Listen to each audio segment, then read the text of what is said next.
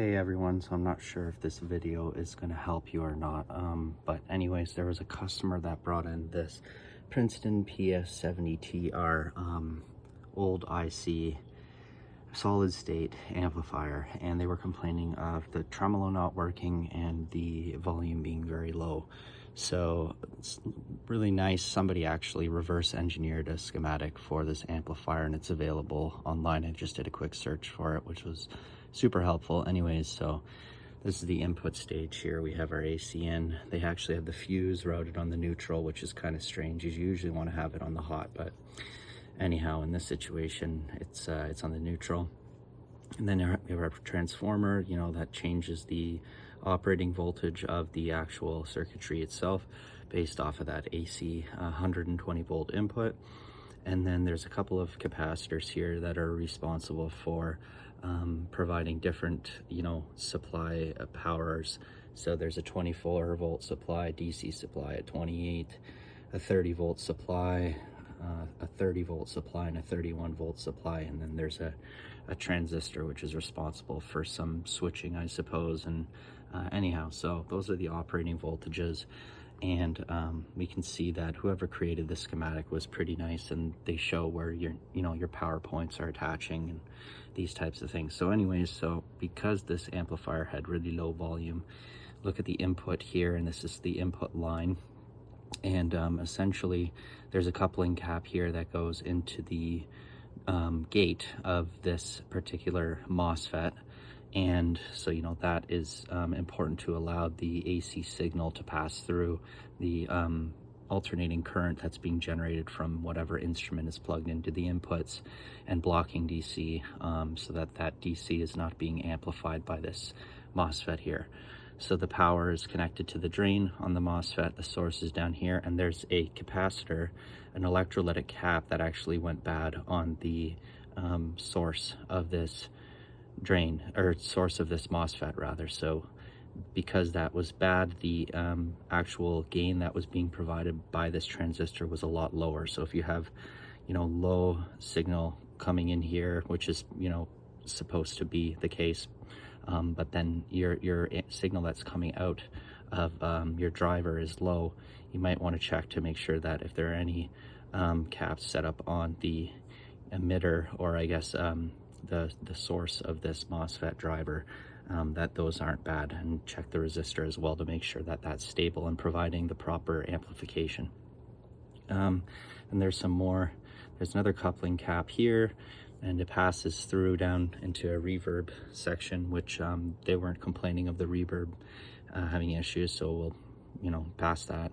There's a tonal section here, and then there's a volume pot that feeds the power amp chip. Now this power amp chip is receiving two supply levels, V1 and V2. You'd have to actually look this chip up. It was really hard to find documentation, but anyhow, this is the kind of meat of the operation here. It provides the final output, the final gain that goes to the speaker. So there were a couple electrolytics set up on here to ensure the correct operation of the chip, and those had gone bad as well. So replacing electrolytics on, do some tests and ensure that depending on what your power amp chip is supposed to be getting, it's actually getting that, and that there's not too much noise or a dip in level on each of your pins to ensure that this is operating correctly.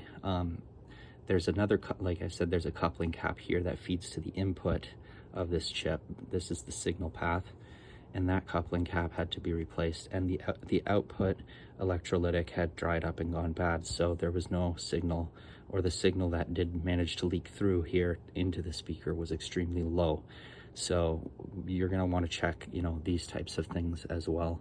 Now the last thing, the customer didn't want to go too in depth in terms of repair, so the tremolo was not working either. And basically this circuit that's here with this transistor and these capacitors, it actually creates a phase shift. So there's if you can see the collector the collector here on this transistor is feeding back into its base. So, and there are a couple capacitors and resistor ladder circuits here that are involved in changing the phase of this collector output back into the base. So what's going on here is there's actually there's positive feedback that's occurring within here.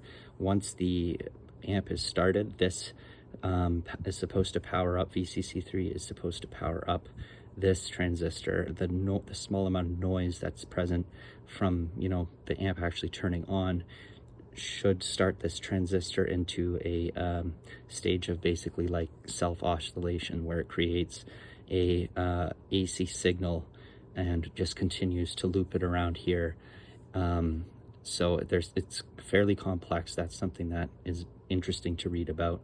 But anyways, that is attached here to a coupling cap that goes up into an intensity potentiometer, which, you know, regulates how much or how little of that self-oscillation is being passed into the gate of that MOSFET. So what this whole line is essentially doing is there's a sine wave that you can modulate the speed here of that you know, feedback that's occurring, and the actual sine wave that's passing through. And so the current is moving like this through here, and that is effectively changing the operating characteristic of this MOSFET. So as the base, you know, or the gate on this transistor is rising and falling based off of this operating the tremolo voltage that's being applied to that gate. It's like you're opening a pipe or like a hose, or squeezing a hose and allowing current, and then you're closing it. And that is in conjunction with the signal that's being sent in via your input. So that is basically allowing for lots of amplification or small amounts of amplification, due to the fact that you are changing the actual operating characteristic of this transistor. So something was going on with the stability of that operation. What you can do to check for self-oscillation on a circuit like this is, you know, put an oscilloscope on your collector of the transistor and just see if there's a small fluctuation in AC voltage. This will help ensure that, you know, you have self-oscillation that's occurring, and if that's not happening, if there's no fluctuation in voltage, then you know something is going on within this circuit. That's the case here, but anyhow, the customer didn't want to go further. So this video I kind of made for solidification of my own knowledge, but maybe you took something out of it, I don't know. Anyways, any questions or comments, please let me know, and have yourselves a wonderful day.